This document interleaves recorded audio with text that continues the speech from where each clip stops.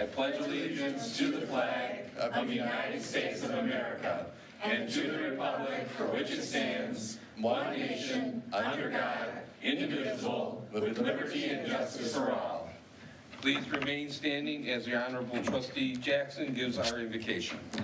Almighty God, we acknowledge that you will hold us to account for the way we legislate and administer the affairs of our township and its fine people.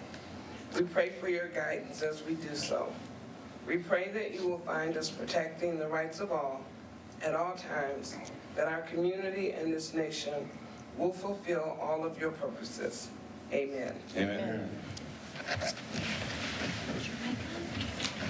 Yeah.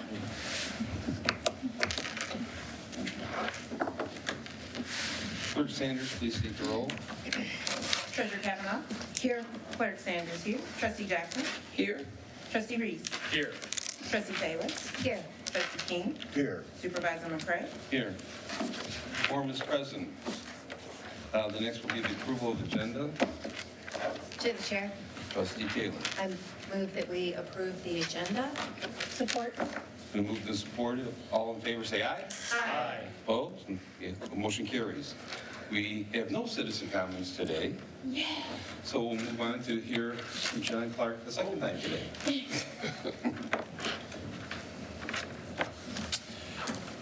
Mr. Supervisor, members of the board, and members of the public, for those that don't know me, my name is John Clark. I'm the senior member of the law firm of Gianmarco Mullins & Morton. With me today is the newest member of the GMH municipal team, Megan Platts, who just passed the bar in November, and she's been a great part of the team, and I'm sure you will be seeing her around. As a note, we are celebrating our 26th year representing the township. 21 years representing the township, 2005, about this time of year, actually. So it's been a great relationship, and we really appreciate the opportunity to work with you and all of your great department heads. So typically, I'm sure when your department heads come up and give updates, I'm sure they have a lot of great things to talk about. But when your lawyer's here, typically it's less news, the better, right? I do have some important updates, and certainly if there's questions or issues I can address. Number one was the Public Act 345 litigation. That was a lawsuit where the plaintiff class attempted to argue that the township's use of Public Act 345 millage dollars were in violation of state law because we were funding retiree health care. And the township was involved in litigation, several other communities. I think the last time we were here, we had a favorable decision from the Michigan Court of Appeals affirming that our use is legal and proper. And I believe since that time, the plaintiff had made an application to the Michigan Supreme Court, attempting to have the Supreme Court acknowledge. We actually went to the argument. Adam and I went to the argument, and the Supreme Court refused to accept the application, meaning that the Court of Appeals decision affirming our proper use, legal use, was affirmed. So that case is dead. Very, very positive, not only for this community, but for other Act 345. We're still moving through the marijuana application process. It's moving along. There is still one lawsuit out there, although it's really a battle between two applicants in terms of who gets the rights to open a facility. We are dealing with a case we're calling McMaster, which is a case where, again, Redford and 11 other communities are being sued, where we purchased properties on foreclosure. Those properties will eventually be flipped. And the argument is that the profits are unjust and should go back to the people that lost the home on foreclosure.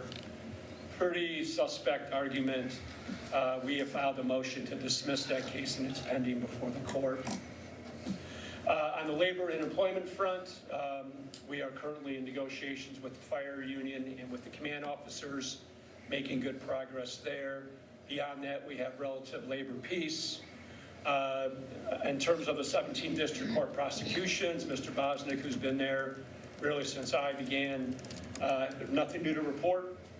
Good working relationship there, things are moving along. And then finally, we still are dealing with the evictions at the Plymouth Court property.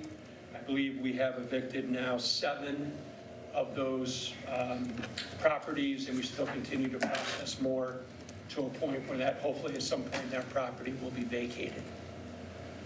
So that is a summary of the last approximately 12 months of legal work. I'm here to answer any questions or comments or other things that maybe you're aware of that I didn't address. Questions from the board? To the chair. Mr. Jackson. The evictions at Plymouth Court, how is it determined who gets evicted at what time? So I'm not directly involved in those, Trustee Jackson. My understanding, it's all through the court process, so the judge is involved in those decisions. And the issue is that I believe that they simply haven't been paying the rent that they're obligated to pay. And so there's an eviction process, just like any other landlord-tenant relationship. But it requires us to file paperwork. It has to go before the court has to approve it. There's always some mediation. There's an attempt to facilitate a resolution and need more time, things of that nature. Are you aware that way back in 2017, 2018, we got, I don't know if it was called an injunction, but it was determined that the new owner didn't have a license to collect rent, so the people weren't obligated to pay any. Right, yeah, I am aware generally of that circumstance. Yeah, I'm not sure how that fits in with the current situation.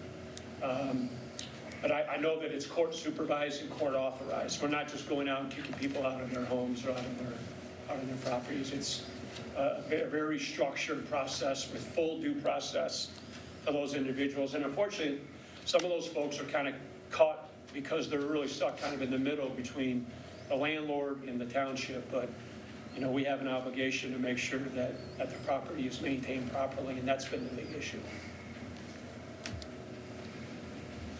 Any other questions from the board? Okay. Well, thank you. Thank Nice you. seeing everybody Thanks, again. Have a John. pleasant evening. Jen? Thank you, John. Yes, you're welcome. Short and sweet.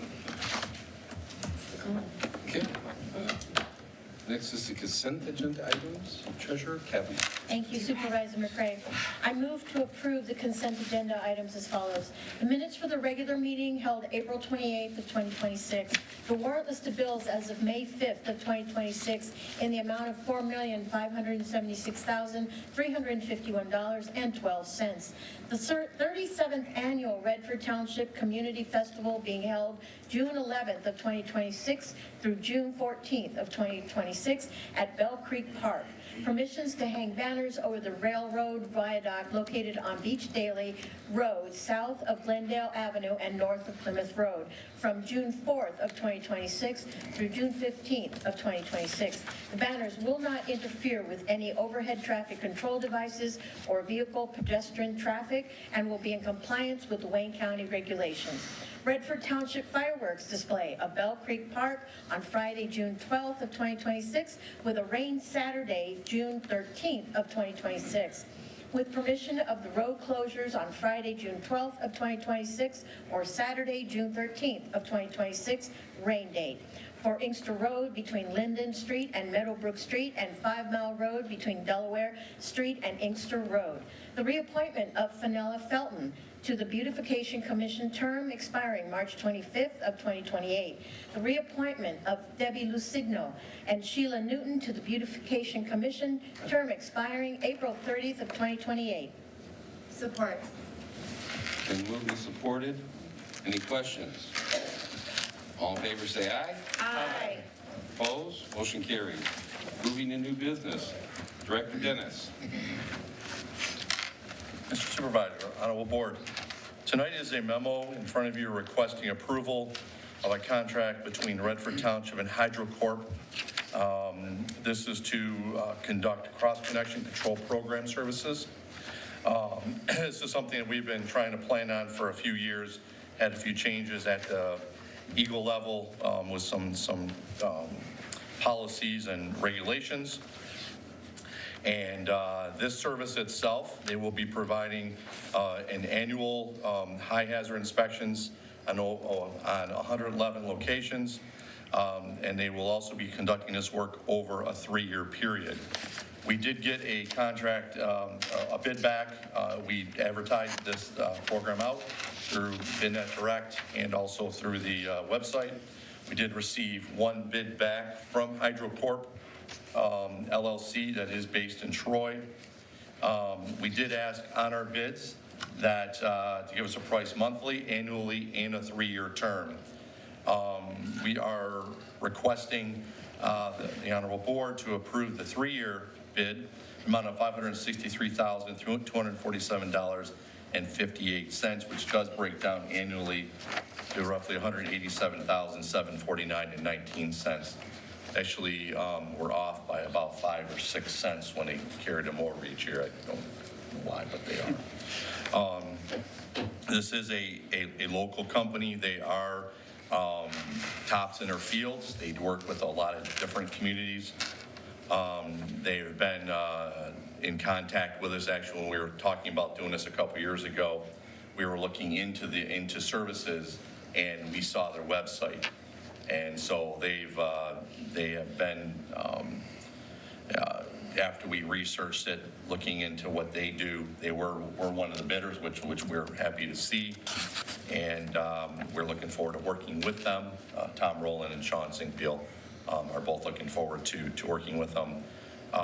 They are going to have someone working with us to test existing backflow preventer devices, generate program notifications. They will be providing Eagle forms, summaries to Redford Township. It will be a comprehensive bound report that includes a program summary and a copy of the yearly Eagle report, detailed listing of all housing inspections and individual housing and commercial, industrial, and governmental buildings that would be on our list. They're going to assist us with the township with a community-wide public relations education program. And lastly, provide any updates. This is one of the big things. A lot of changes occur on the state level at times, and they'll provide us with any updates regarding all federal, state, and local regulations. Very good company.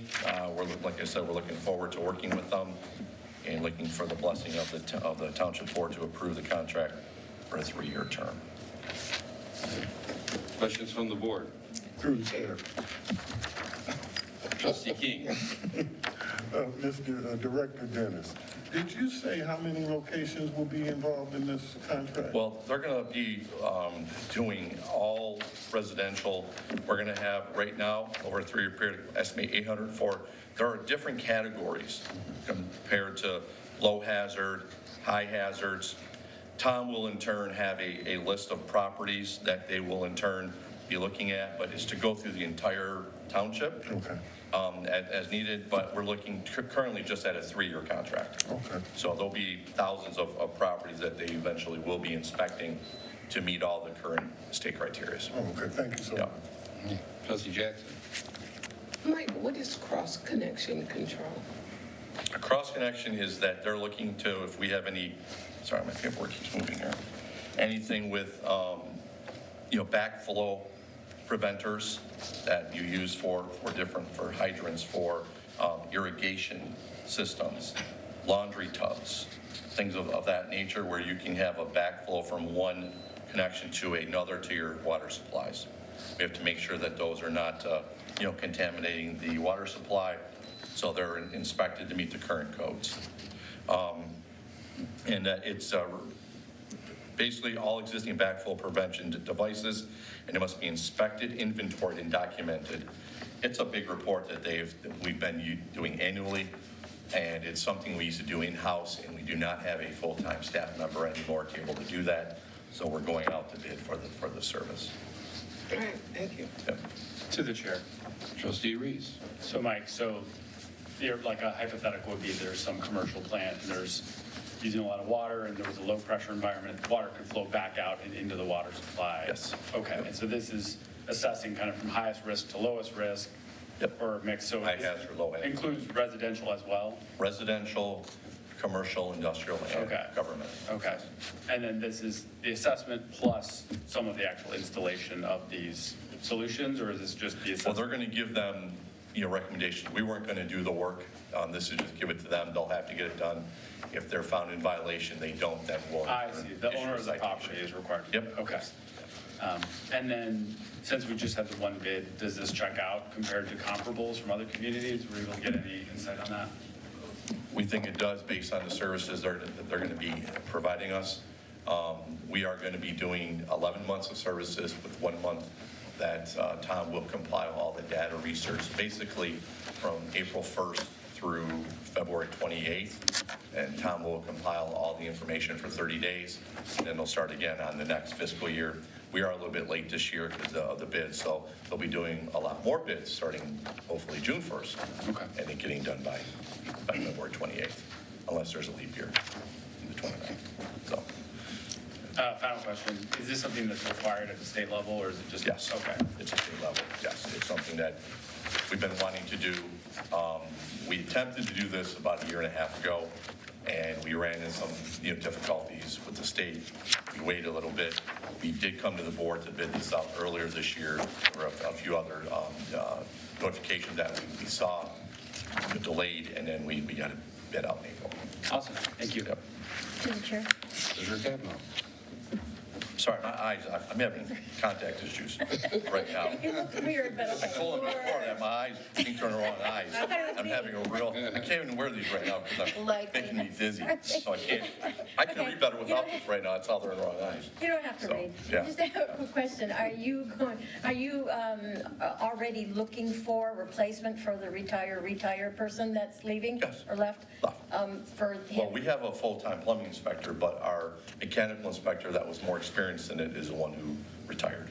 Okay. So yes, so Right. we are looking, but to do this with the way that they want this now, you really need a full-time person to do this kind of work, and we don't have that in-house.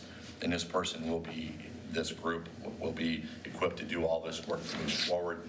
It is a lot of work based on the reporting, as we all know, the state wants on the Eagle side of it in regards to the thousands that we have to do to make up for these, for all these inspections that have to be done.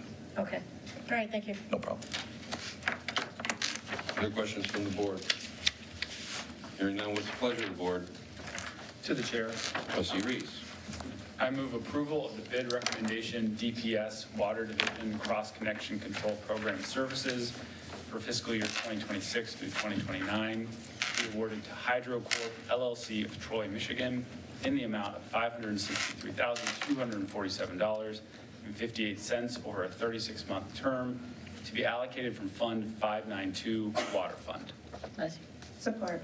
It's been moved and supported. The motion is for approval of the bid recommendation, EPS Water Division Cross Connection Control Program Services for year 2026 through 2029 be awarded to HydroCorp LLC of Troy, Michigan in the amount of $563,247.58 over a 36-month term to be allocated from Fund 592 Water Fund. Any other questions? Hearing none, roll call. Trustee Taylor? Yes. Clerk Sanders, yes. Trustee Reese? Yes. Trustee King? Yes. Treasurer Kavanaugh? Yes. Trustee Jackson? Yes. Supervisor McCray? Yes, motion carries. Thank Thank you all. you, Mr. Dennis. Only one item tonight. Wow. Wow. Bravo, Okay. bravo. Oh, Oh. Captain Burris. Hello. Okay, be kind to the new guy. Good evening, honorable board members, Trustee McCray. I'm Captain Burris with the Police Department.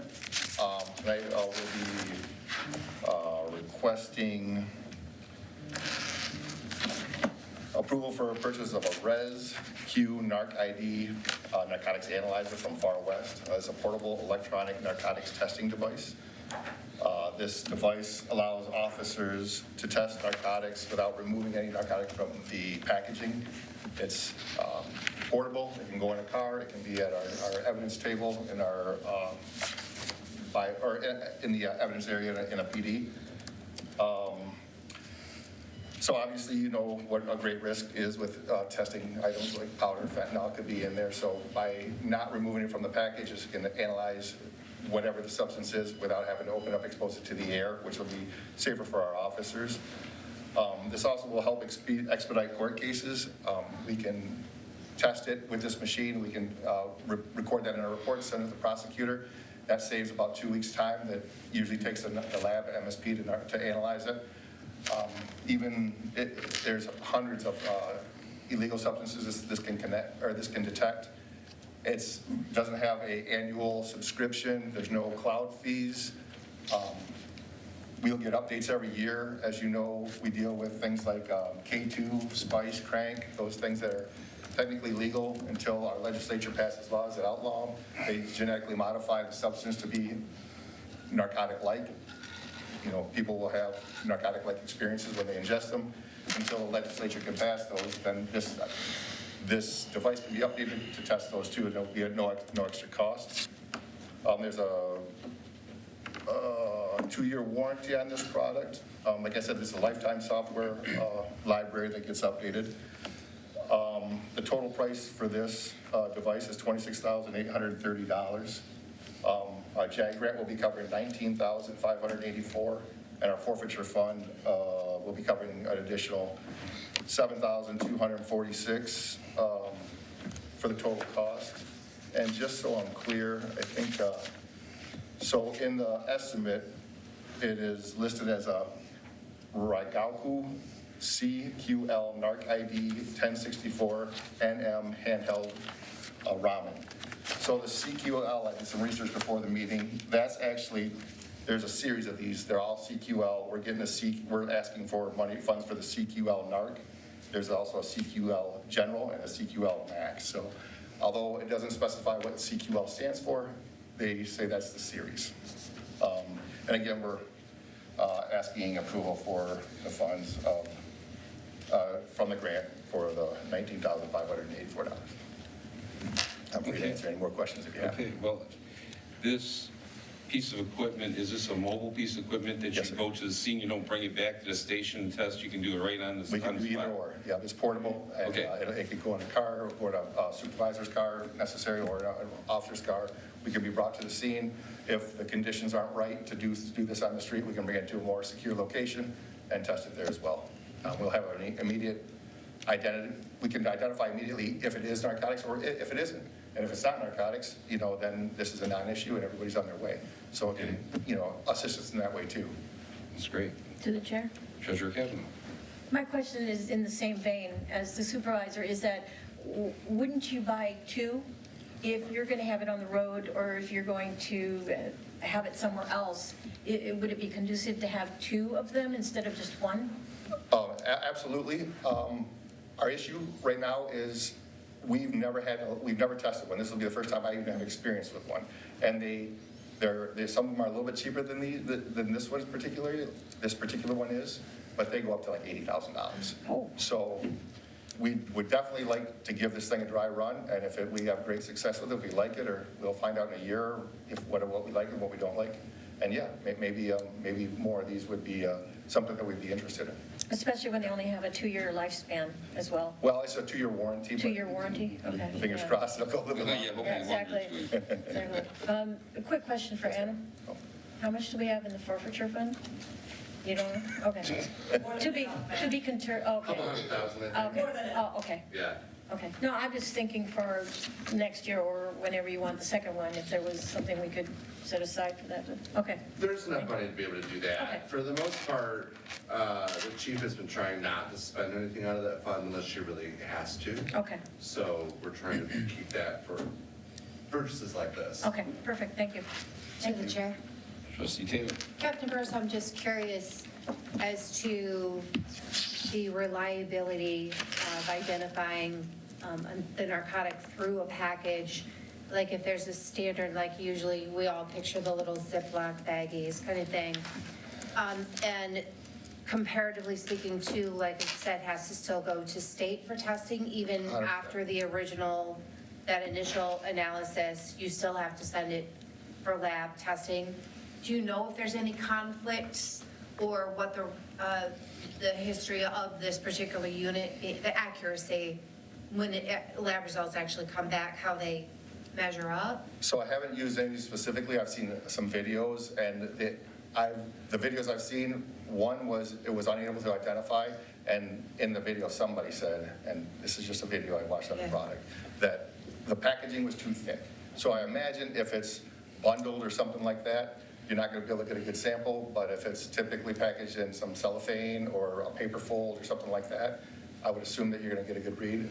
Second part of the question, 100%, the narcotics will be sent to MSP's lab to confirm our analysis. So you wouldn't be able to use this as evidence per se until it actually goes to the lab and you can prove that? It's This like- just is kind of like, on the scene, like you're saying, just kind Yeah, of checking this it is, out. establishes our more probable cause. So Okay. we can testify to how much narcotics I've been exposed to. I've seen it, it's been packaged like this. There's money, there's guns, there's other things. So I can testify, or I can write in my report, that builds my probable cause. But if I have, just like if I had a roadside test that comes in a little tube or a swab, it's the same thing, except for I don't have to expose the narcotics to the actual swab. I can do this without, releasing that substance into the. So the primary justification for going to this type of testing is for your safety, Yeah. not because it's better or more efficient. It's just, it's a safety issue. It's as we safety, know. and we have test kits for cocaine, we have test kits for crystal meth and opiates, and marijuana, but this will test for over hundreds of narcotics. Got And it. so, Okay. even if we get somebody that has a pocket full of like Vicodin without a prescription, typically that will go to the lab, and then once we get a positive for that, then we would issue the warrant for that person, and we wouldn't arrest them on the scene. Well, if this person has an enormous amount of Vicodin or opiates on them, they're in a pill form, we can test that pill right now. We can tell you, okay, this is an opiate, you're not supposed to have this, and then we can remove the drugs from the street, and that person can go to jail on that charge, and then be arraigned and bonded out after the fact. Okay, thank you. Yeah, thank you. To the chair. Clerk Sanders. I'm reading, I'm sorry. I'm reading to make sure he's doing it right. Very well. Well, feel free to interrupt him. Yeah. Since this is new, what does the training look like for the officers for this? So there's some videos online, but there's no official training that we have to go through to use it, but there's some online virtual training that you can view. But when we get it, we'll look at it, and then we'll do a run through with our officers and let them know exactly. Like, this will be my first experience with actually a physical device too, so we don't have to send anybody. There's no further expenditure for training, actually, put it that way. Thank you. Other questions from the board? Through the chair. Trustee Reese. Just to sort of state my layman's understanding of what this thing is, and you tell me if I'm right. So is this shooting a laser, a non-visible light, into a package? And as I understand, I did a quick search on Raman testers, like when light hits a material or molecule, it refracts, and every 10 millionth particle of light is affected by the thing it's hitting. So if it hits cocaine, if it hits fentanyl, it has a distinct signature of how that bends and refracts out, and that's what this is seeing. So it is very there's one refraction per material sort of thing, and this is, I think they used to make them with 700 nanometer or some kind of, Yeah. now there's 1,064, whatever, and that gets through more packaging with less inaccuracies due to colored packaging, thickness of packaging. So is that sort of correct? Or why this is better than former generations? And Well, that does match what I was explaining in the video, there was they were testing something, and it was not able to read, but it was a bundle of something. So yeah, absolutely, I would assume that there's, like I said, I never had any direct hands-on time with this device, but I would believe that. cool. And I appreciate that there's not a subscription associated with it. I feel like everything we buy now, there's a service agreement for 3 years, and that's where the money is made. So it's encouraging to see a product that is the product. So, thank you. Thank you. Other questions from the board? Hearing none, what's the pleasure of the board? To the chair, Trustee Reese. I move approval of the purchase of the Rigaku Res-Q NARC ID 1064 nanometers Raman analyzer in the amount of $26,830 to be allocated from Fund 101, Police JAG 2025, and Fund 262, the Federal Forfeiture Capital Equipment Fund. Support. Moved and supported. I just have a quick question, Mr. Chair. Yes. We are, because I know that there was two different, so we are actually going with the CQL, correct, which is on the estimate? So we can just state it right for the record? Yeah, CQL. Instead of NARC the Res Q, is that Yes. the difference? Okay, yeah. I think it's all rescue, right? And then there's CQL, there's CQL NARC, CQL Gen, and CQL Max. So as amended to add CQL. Thank you. Do we have a support? Yes. Support. Okay. So the motion on the floor is to approve the purchase of Aracu CQL NARC ID 1064 NM Raymond Analyzer in the amount of $26,830 to be allocated from Fund 101 Police JAG 2025 and Fund 262 Federal Forfeiture Capital Equipment Fund. Are there any other questions? Roll call vote. Trustee Reese? Yes. Trustee King? Yes. Clerk Sanders, yes. Trustee Taylor? Yes. Treasurer Kavanaugh? Yes. Trustee Jackson? Yes. Supervisor McCray? Yes. Motion carries. Thank you. Good job. Thank you. I saw that. Chief Mansfield, to finish us up. Y'all were today. not being gentle. Nope. Into the fire. He held up well, right? He did. He held up. Yes, he did. All right, good evening, Honorable Board. I am here to talk about something nowhere near as exciting. We are here to talk about emergency sirens. So those wonderful tornado sirens that go off every month that like to blow up our dispatch lines because nobody remembers they go off the first Saturday of the month. So here is what we are asking for after doing a little bit of research into what we need. I am looking to replace two of our older sirens. They are the Thunderbolts. They are down on the south end. Right now, they have one at Elmira and Appleton. We've been doing repairs on it. It's a legacy. Those Thunderbolts, you can't even repair them anymore. I can't get any parts. So we're replacing that one, and we are replacing the one that's at Elmira and Beach Daily. So our two furthest south, okay?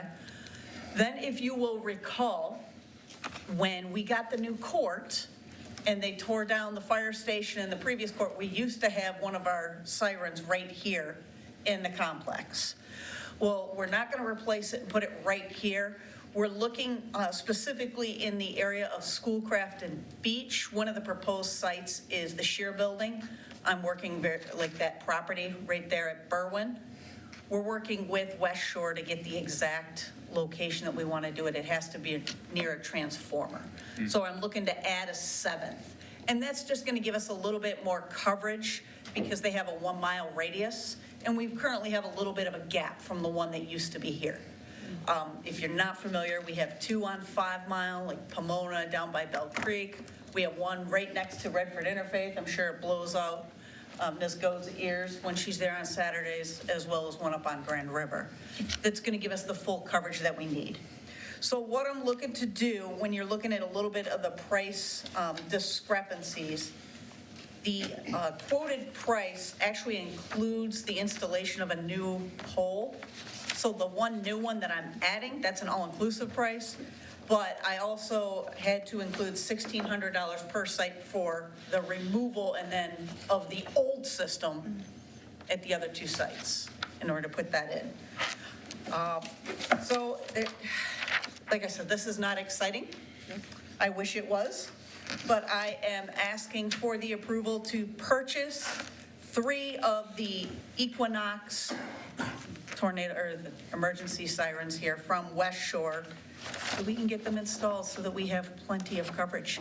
And before I forget, the 4 that we have, they kind of gave me an estimate that they think we're good to go on those until about 2040. So none of us will be sitting in our current positions to have to do this for the other 4. Gabe will be. Well, except maybe Gabe. And that's true. Gabe could be sitting in that center chair by then. Good point. Good day. Yeah, that's right. The rest of us are going to be That's right. retired somewhere. Questions for me? Board. It's not exciting. Not exciting. It's very exciting if you need them. Mr. Supervisor, can I ask a question? You sure can. Chief Mansfield, recently there was that tornado that touched down on Lincoln Park, I believe, right? Sure. Lincoln Park, right? And I just know from the chatter, there were some communities that were very upset that they did not set off the sirens that night. And one of the debates that I heard was because they thought the technology was such now that if the sirens automatically detect the appropriate weather pattern, they're supposed to go off automatically. No. No, that is My not a dispatcher thing. set that off. We follow the National Weather Service, and they tend to send us lean messages, and they tell us which areas are going to be affected. So my crew hits the nuclear button. So when the National Weather Service, because it was just interesting, because it sounds like the siren when it comes out of your phone from the National Weather Yes, Service. it I don't know does. if you all remember that a couple weeks ago. I thought it was right next to my ear, and it kind of was. But it isn't automatic. It goes off of that. Yes. Okay. Sometimes what you may have heard come off of your phone is through an iPause system, which is a announcement system. It's kind of like Amber Alert. So hence it scares the bejesus out of you when it goes off. No argument, but no, our sirens do not automatically go off. We do follow the National Weather Service. For us, we set them off when there's been tornadoes that we've seen down, and generally for straight winds over 60 to 70 miles an hour, because that's when we start to think that there's going to be some serious damage. And I just want to point out, Director, that was 3 questions and not 1. You're welcome. I'm paying attention. Appreciate you, sir. Yeah, appreciate that, sir. Yeah, yes. Any other questions? To the chair. Trustee Reeves. Chief, is there, and I may have missed it, is there like a expected lifespan on these units? I assume it's a long time. 2 years, yes. Sorry, I'm kidding. They didn't give me an exact one, but the newer ones that I'm putting in are going to be very similar to the 4 that are out there. So you're looking at an easy 40 years. Okay. I believe the other 4 were replaced, I want to say 2013. Does that sound right, Mike? 2013, I think. I know I personally cut the electric on the one at 7 Mile in Norborn myself because it was broken. Great, thank you. That answers my question. And I was on the road, so Are you in the car? I was. Oh, Lord. Drive by cuttings. Any other questions from the board? Hearing none, what's the pleasure of the board? Chair. Trustee Sand, first, third. I'm giving you a demotion. Wow. I have He done it usually for saves so that long. for me. I want to switch seats. I was going to Okay. say, Sanders, he reserves that for me. Yeah, well, today's The day. Clerk's Day, that's gonna cost me all week next week. Yeah. That's 3 coffees. Anyway, go ahead. I move for approval of the attached quote for the purchase, installation, replacement, and associate components of 3 Federal Signal 2001 Equinox AC/DC 2-way outdoor warning sirens in the amount of $98,600 to be allocated from Fund 205, Police and Fire, SAB. Support. Oh, my. Moved Everybody and wants many to support those. supports. So the motion is for approval of the attached quote for the purchase, installation, replacement, and associated components of 3 Federal Signal 2001 Equinox AC/DC 2-way outdoor warning sirens in the amount of $98,600 to be allocated from Fund 205 Police and Fire SAD. Any other questions? Roll call vote. Trustee Taylor? Yes. Clerk Sanders, yes. Trustee Reeves? Yes. Trustee King? Yes. Treasurer Kavanaugh? Yes. Trustee Jackson? Yes. Supervisor McCray? Yes. Thank you. Thank you. So, any announcements from the board? To the chair. Trustee Reeves. I received an invitation today to an event. And hopefully I'm not stepping on anybody's toes. There's an event this Saturday called Good Neighbor Day America. I hadn't heard of it until today, but it's got all these huge corporate sponsors at the Washington Parks Academy, which is at Plymouth Road in Appleton. It's also Jubilee Church is housed there, I believe, as well. Basically, there's free food truck, free Kona ice truck. They're doing giveaways. If you look up the website, which tells you about it, because I was like, is this a scam? It's real. It's called goodneighbordayamerica.com. I mean, you can sign up for GoPros and all kinds of stuff online. The whole goal, they're saying, is celebrating neighborliness. You submit a video on social media of you being kind to someone and you enter to win. So again, that's this Saturday, May 16th, 11 a.m. to 2 p.m. at that school, Washington Parks Academy. Any other announcements from the board? To the chair. Clerk Sanders. I just want to remind everyone that the township is hosting its Shred Day this Saturday from 9 to 1. That will be held here at Town Hall. The hours, again, 9 to 1, and anyone can bring up to 2 banquet boxes. We are also partnered with Redford Interfaith, so if you can bring non-perishables as well, that would be great to help those that are in need.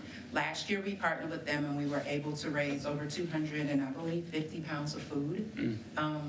So that would be something that would be nice if people could bring. But again, Shred Day this Saturday here at Town Hall, and again, that's from 9 to 1.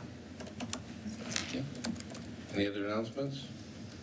The weather is getting to be warmer, and there's going to be more kids running around outside, so be cautious as you drive and pay attention because the kids won't. So with no other business, this meeting's adjourned.